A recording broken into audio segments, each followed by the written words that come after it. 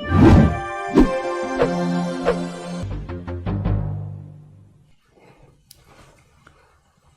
rekan-rekan mahasiswa Unsia, apa kabar? Bertemu dengan saya Raden Daniel Wisnuwardana dalam mata kuliah Digital Imaging.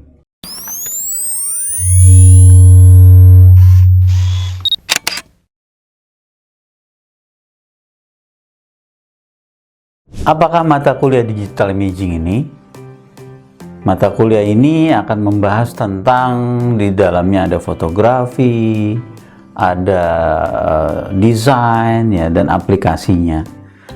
Tapi sebelum itu, pada sesi kali ini, pada sesi pertama, saya akan membahas tentang rencana pembelajaran semester atau yang disebut RPS. Apakah RPS itu?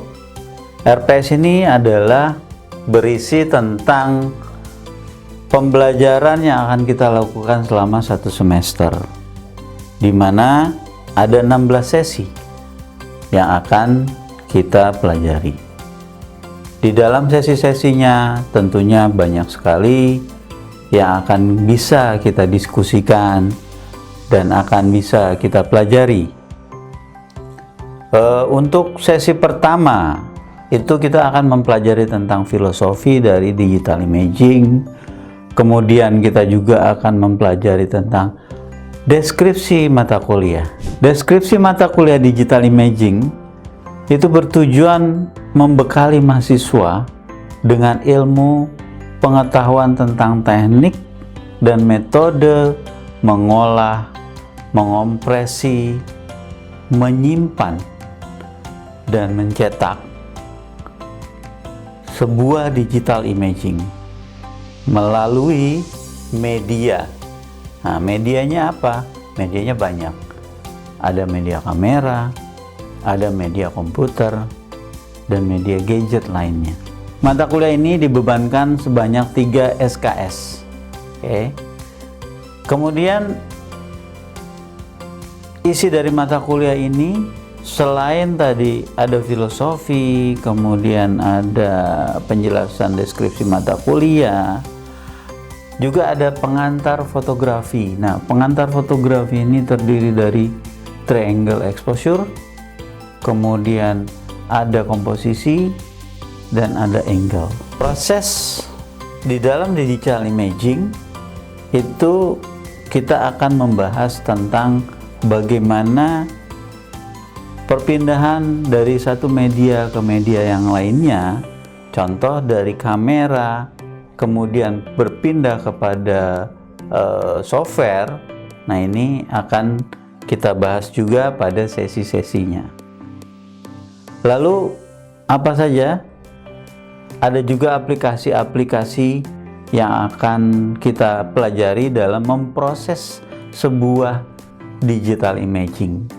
Digital imaging ini akan menjadi sebuah karya yang akan dikurasi. Jadi, mata kuliah ini juga mempelajari bagaimana cara mengkurasi sebuah karya digital imaging. Baik rekan-rekan mahasiswa Unsia, mata kuliah digital imaging ini kita juga akan mengadakan video conference yang dimana kita akan berdiskusi tentang proses digital imaging, kemudian bagaimana mengolah sebuah image menjadi digital imaging. Pada video conference, selain ada diskusi, kita juga akan sedikit mempraktekkan secara sederhana dan secara general bagaimana sebuah karya itu akan tercipta. Dan mata kuliah ini komponen penilaiannya terbagi menjadi 4 bagian.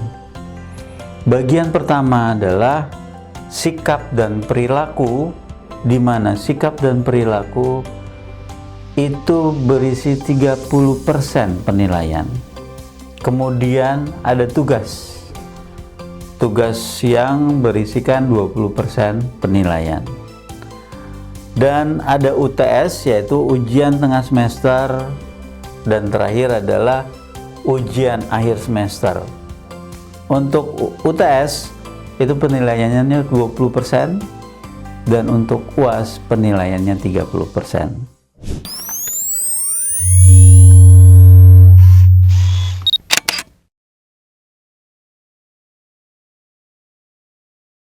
Apakah digital image? Digital image itu adalah gambar-gambar atau bisa berbentuk foto, video gitu ya. Itu yang diciptakan oleh perangkat digital. Itulah digital image. Nah, kalau digital imaging adalah proses pendigitalisasian dari gambar-gambar atau manuskrip atau data dan sebagainya ke dalam sebuah bentuk digital atau format digital. Nanti akan saya bahas di pertemuan berikutnya tentang format-format digital. Tapi kali ini harus kita pahami dulu ya, digital imaging, di mana digital imaging adalah pencitraan digital ya, dari digital imaging ke dalam bentuk elektronik yang diambil dari suatu gambar, baik itu pemandangan, foto, atau dipindai atau istilahnya di-scan ke dalam sebuah bentuk dokumen, manuskrip, teks cetak, dan karya seni. Oke. Nah, digital imaging itu sendiri adalah seni menciptakan. Jadi ketika kita ngomong digital imaging, kita tidak lepas dari seni. Seni menciptakan gambar secara digital. Prosesnya melibatkan pengolahan gambar dari dokumen asli menjadi file digital yang tadi saya sebutkan, ya. Kemudian gambar-gambar tersebut ini ada dua hal yang bisa dibentuk, ya. Dibentuk menjadi apa? Menjadi sebuah kisi-kisi dari baik itu titik elemen ataupun dari garis elemen, ya. Ada dua hal yang perlu kita pahami juga ketika membentuk sebuah gambar atau file digital. Ini kita kaitkan dengan fotografi ya. Nah, itu ada dua. Pertama, vektor dan juga bitmap.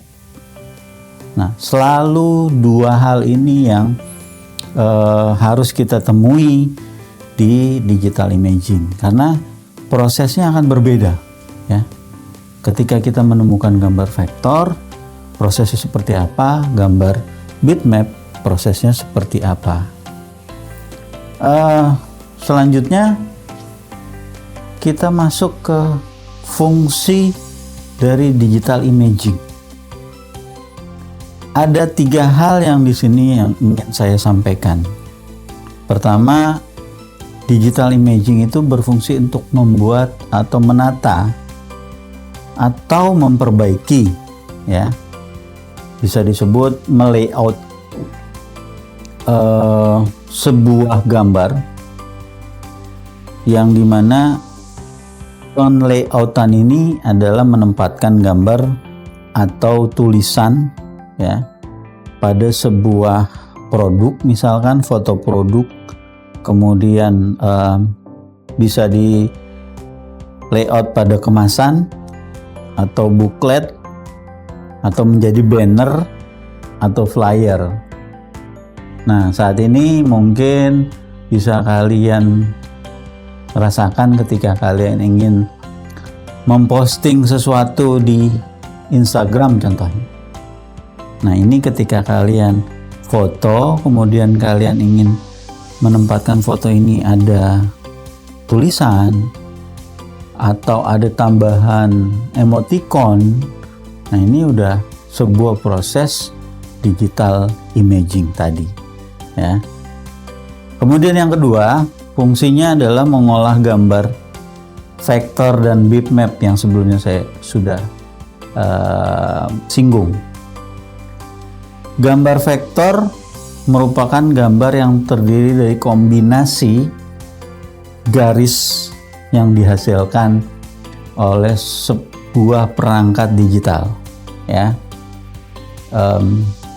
Mungkin kalau ilustrasinya nanti akan saya gambarkan seperti ketika kita membuat sebuah film kartun atau gambar kartun itu di sebuah buku, ya. Satu-satu kita gambar per halamannya, dari mulai gambar seperti ini, kemudian yang kedua begini, yang ketiga begini, yang keempat, akhirnya gambar itu diputar semuanya menjadi gambar gerakan animasi. Itu gambar vektor. Kemudian gambar bitmap adalah kumpulan dari titik-titik pixel tadi, ya. Dan ini akhirnya teraplikasi kepada layar-layar yang ada di saat ini, teknologi saat ini. Contoh misalkan LED, ada Videotron. Ini dasarnya tuh berbeda-beda. Ada yang menggunakan dasar vektor, ada yang menggunakan dasar bitmap, ya. Kemudian yang ketiga adalah fungsi dari digital imaging adalah mengolah foto atau video atau gambar dengan menambahkan elemen-elemen. Ya, elemennya seperti tadi, misalkan kita ingin menambah tulisan, ya, atau menambah emoticon, atau bahkan kita bisa dikatakan sekarang ini memanipulasi gambar. Contoh misalkan kalau foto saya ingin badan saya ini terlihat badan binaragawan misalkan, atau misalkan saya ingin menambah background saya ini sedang berada di pantai di Bali. Nah, itu adalah fungsi-fungsi dari digital imaging. Kemudian yang terakhir adalah manfaat digital imaging. Manfaatnya ini sebenarnya sangat banyak, ya, sangat beragam. Pertama yang saya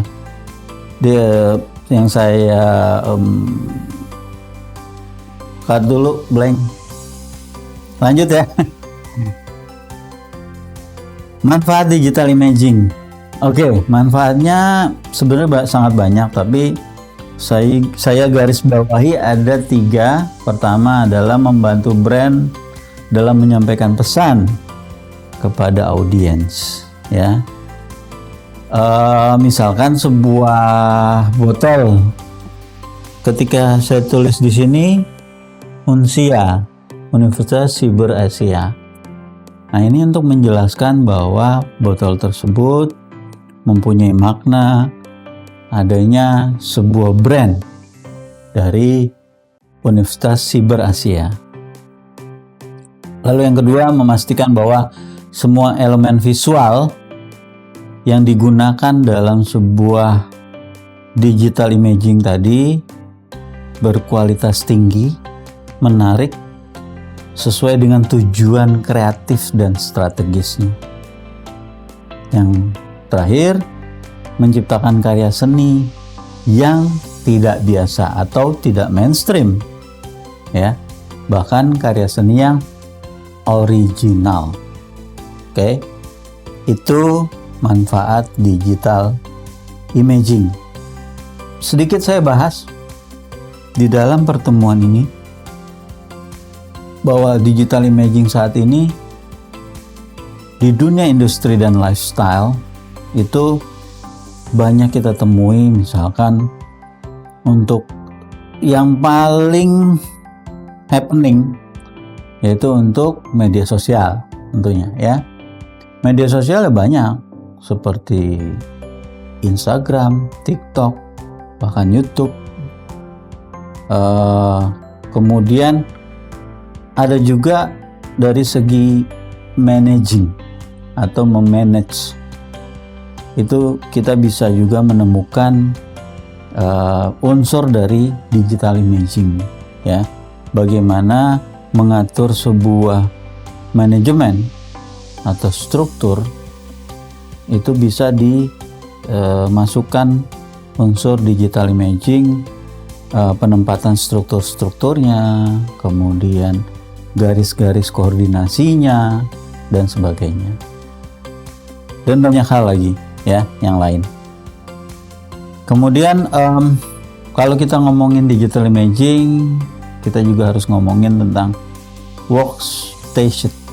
workstationnya atau alatnya, ya.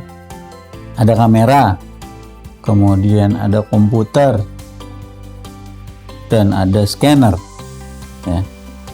Untuk kamera ada beberapa hal, yaitu entry level, kemudian mid range kamera, dan digital SLR. Untuk komputer itu ada dua saat ini, komputer personal atau personal komputer atau yang disebut PC, lalu laptop. Dan untuk scanner itu banyak macamnya, ada yang portable, ada yang bahkan sekarang ada yang bentuk semacam penggaris yang cuman diletakkan di kertas, dan itu udah berbentuk portable. Untuk scanner, foto, kamera, dan komputer ini nanti akan saya bahas di pertemuan selanjutnya lebih detail, karena ini menyangkut tentang bagaimana mengcapture gambar menjadi gambar digital. Oke, terima kasih dari saya. Cukup sekian pada pertemuan ini, dan tetap semangat. Salam, sampai jumpa.